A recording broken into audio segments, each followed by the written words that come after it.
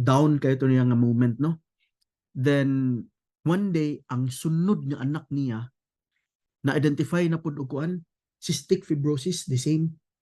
Imagine no, ikaw tong sa anak nga situation, grabe ka, double blow ba? So baon to siya to og $1 million nga utang. The interesting thing na observe nako niya is while she was sharing that one is kanang somehow she managed to smile masking gatel siya sa ato nga story.